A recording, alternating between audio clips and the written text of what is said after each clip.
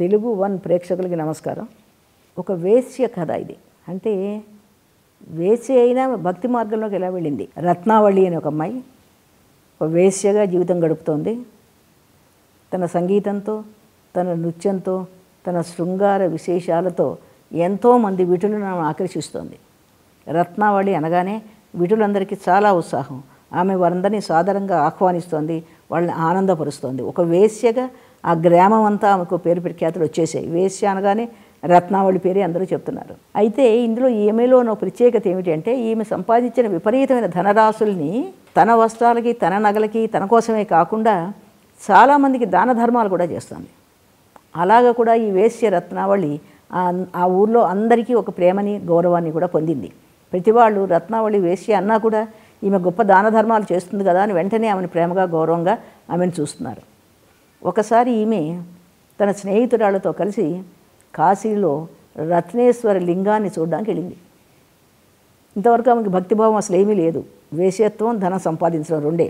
అయితే రత్నేశ్వర లింగాన్ని చూసిన తర్వాత అక్కడ ఉన్న వాళ్ళందరూ తెల్లని వస్త్రాలు ధరించి ఈ రత్నేశ్వర శివలింగానికి సహస్రనామాలు చెప్తున్నారు. శివ, శంభో, మహాదేవ అంటున్నారు. ఈమె కూడా అప్రయత్నంగా అవన్నీ అనాలనిపించింది. అవన్నీ అంది. ఆ తర్వాత మళ్ళీ ఆమె ఇలాగే శివుడిని చూస్తూ ఆ రత్నేశ్వరాలయానికి వెళుతూనే ఉంది. స్నేహితులు ఉన్నా, స్నేహితులు లేకపోయినా వేశ్యావృత్తి నడుస్తూనే ఉంది. కొంతకాలం అయిన తర్వాత ఆమె వృద్ధురాలైన తర్వాత ఆ వేశ్య మరణించింది. మరుజన్మ ఏముండాలి ఆమెకి? ఒక గంధర్వ రాజు కుమార్తెగా జన్మించింది. చూడండి, వేశ్య జీవితం నుంచి ఒక గంధర్వ రాజు కుమార్తెగా జన్మించింది. అయితే ఈమె అందం, ఈ సౌందర్యం, గొప్పతనం, ఈ యవ్వనం ఇవందరినీ ఆకర్షిస్తున్నాయి. పూర్వజన్మలో ఉన్నటువంటి వైభవం ఇంకా ఆమెకి కొనసాగుతూనే ఉంది, ఒక గంధర్వ రాజ కుమార్తెగా.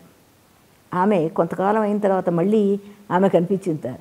తనకి వివాహం ఎలా జరగాలి, ఈ సామాజిక ధర్మంలో ఒక జీవితంలో అది వేరు, ఇప్పుడు తనకు వివాహం కావాలి అని శివుడు ఒక్కడే దానికి మార్గం చూపిస్తాడు అని రత్నలింగేశ్వర ఆలయంలో కూర్చుని చాలా ధ్యానం, తపస్సు చేస్తుంది.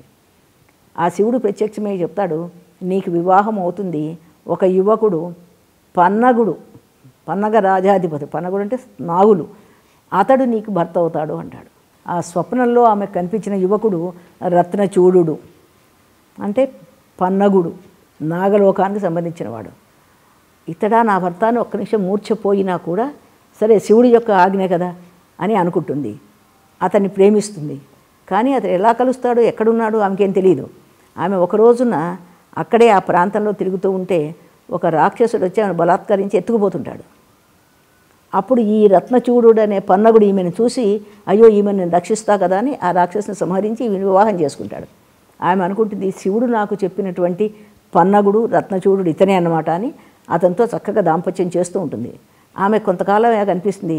మళ్ళీ కాశీ వెళ్ళి ఆ రత్నేశ్వర ఆలయాన్ని ఒకసారి చూస్తే బాగుండు అని ఈ అమ్మాయి, ఇతడు, ఈ రత్నచూడు ఇద్దరూ కూడా కాశీ వెళ్ళిపోతారు.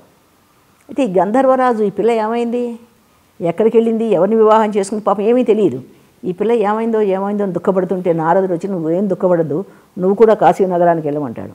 కాశీ నగరానికి వెళ్ళిన తర్వాత ఆ రత్నేశ్వర ఆలయంలో తపోనిష్టలో ఉన్నటువంటి ఈ అమ్మాయి, ఈ రత్నావళిని, ఆమె భర్తని చూసి ఈ రాజు చాలా ఆనందపడతాడు. పోన్లే, నా కుమార్తెకి ఈరోజు ఒక దారి దొరికిపోయాడు కదా, ఈ దారి చూపించినవాడు ఈ రత్నేశ్వరుడే కదా అని.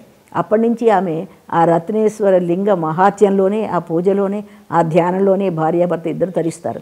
ఈమె అనుకుంటుంది, పూర్వజన్మ స్మృతులతో ఒకనాడు వేశ్యా జీవితాన్ని గడిపాను, ధనాన్ని సంపాదించాను, అప్పుడు కూడా ఈ రత్నేశ్వర లింగమే నన్ను దయదలిచింది, ఈనాడు మళ్ళీ ఈ జీవితంలో కాశీలో గడుపుతున్నాను అని ఆమె జీవితం అంతా కూడా ఆ రత్నేశ్వర లింగ మహాత్యాన్ని తలుచుకుంటూ జన్మను తరింపజేసుకుంది ఆమె. అంటే మనం ఒక వేశ్యావృత్తిలో ఒక తక్కువ స్థాయిలో ఉంది అని మనం అనుకున్నా కూడా భక్తిలో నుంచి మరో జన్మలోకి, మరో ముక్తి మార్గంలోకి వెళ్ళొచ్చు అని చెప్పేటువంటి కథ రత్నావళి కథ. మరో కథతో మరోసారి కలుద్దాం.